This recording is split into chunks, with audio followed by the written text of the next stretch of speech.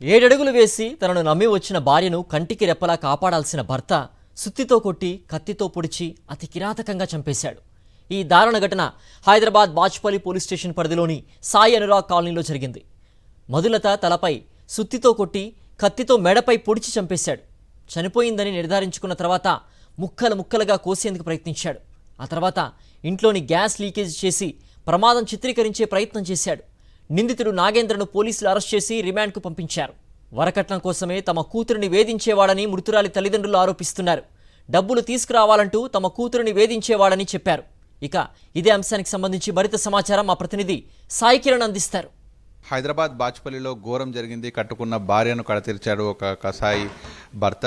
తాను సాఫ్ట్వేర్ ఉద్యోగం చేస్తుంది, అమ్మాయి కూడా సాఫ్ట్వేర్ ఉద్యోగం చేస్తుంది. అయితే 2020లో వివాహం జరిగింది. కానీ అనుమానమో మరి అసలు ఏం జరిగిందో కారణాలు తెలియదు. కానీ అత్యంత క్రూరంగా ఇంట్లోనే చంపి పరారయ్యా. తర్వాత పోలీసులు అతన్ని అరెస్ట్ చేసినప్పటికీ కూడా ఈ విషయం ఎక్కడ బయటకు రాకుండా అటు పోలీసులు కూడా మేనేజ్ చేశారనేటువంటి ఒక ఆరోపణలు వస్తున్నాయి. అసలు వాళ్ళ భార్యను నాగేంద్ర ఎందుకు చంపాడు ఏంటనేటువంటిది మధులత ఫ్యామిలీ ఉన్నారు. చెప్పండి, అసలు వివాహం ఎప్పుడు జరిగింది, ఎందుకు చంపాల్సి వచ్చింది? వివాహం వచ్చేసరికి ఫిబ్రవరి 2020లో జరిగిందండి. ఇప్పటికి 4 years అయింది. అతను ఇప్పటి వరకు మేము అబ్జర్వ్ చేసినవి అయితే అమ్మాయి మీద అనుమానము, అమ్మాయి నుంచి ఎక్కువ మనీ ఎక్కువ అడుగుతుండేవాడండి. అదనపు కట్నం కోసం మా అమ్మాయిని ఎక్కువగా అడుగుతుండే. మా నాన్నగారిది చాలా అంటే చాలా నామినల్గా మిడిల్ క్లాస్ ఫ్యామిలీ అండి మాది. మమ్మల్ని అందరూ కష్టపడి పెంచాడు. సో ఆ అమ్మాయి నేను అడగను, మా నాన్నని నేను ఎలా అడుగుతానని నిరాకరించేది, ప్రతిసారి నిరాకరించేది. అమ్మాయి అడగలేదు. సో ఇలాంటివి అబ్బాయికి ఎప్పుడైనా కానీ ఈగోయిస్టిక్ మెంటాలిటీ అండి. అతని ఫాదర్ది మెయిన్, ఇతనిది ఈగోయిస్టిక్ మెంటాలిటీ.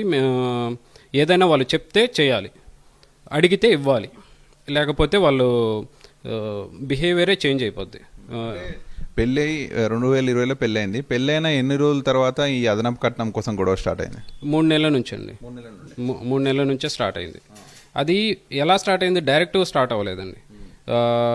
నార్మల్గా అమ్మాయి ఇంటికి వచ్చింది, ఒక రోజు ఎక్స్ట్రా ఉంటానని అడిగింది. దానికి ఇంకా వాళ్ళ నాగేంద్ర విపరీతంగా గొడవ చేశాడు. అప్పుడు ఇకపోయి అమ్మాయి జోలు రావద్దు, ఏమి చెయ్యొద్దు, నువ్వు అమ్మాయిని చేసావంటే మేము ఊరుకోము, అమ్మాయిని బాధ పెడితే అని అంటే ఈయన మీదకి వచ్చాడు కొట్టడానికి. 10 మంది పట్టుకున్నాడు, ఆగలేదు. అతను వచ్చి చెయ్యెత్తి కొట్టబోయాడు.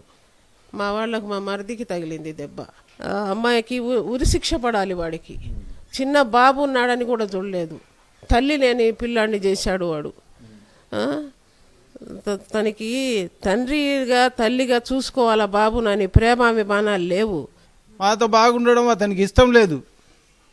ఇష్టం లేక తన ప్రవర్తన ఆరోపంగా బయటపెట్టి చివరికి మా అమ్మాయిని మాకు లేకుండా చేయడం అనేది మేము జీర్ణించుకోలేకపోతున్నాం. పోలీసులకైతే దొరికాడు. ఇంకా అతను బెయిల్ కోసం ప్రయత్నిస్తున్నాడు. బయటకు వచ్చి మళ్ళీ ఇలాంటి దుర్మార్గాలు చేస్తాడు కాబట్టి అతన్ని కఠినంగా శిక్షించాలి, ఎన్కౌంటర్ చేయాలంటూ కూడా వాళ్ళ తల్లిదండ్రులు డిమాండ్ చేస్తున్నటువంటి పరిస్థితి. వీడియో జర్నలిస్ట్ కుశాల్తో కలిసి సాగిరెడ్డి, సాక్షి న్యూస్, నిజాంపేట నుంచి.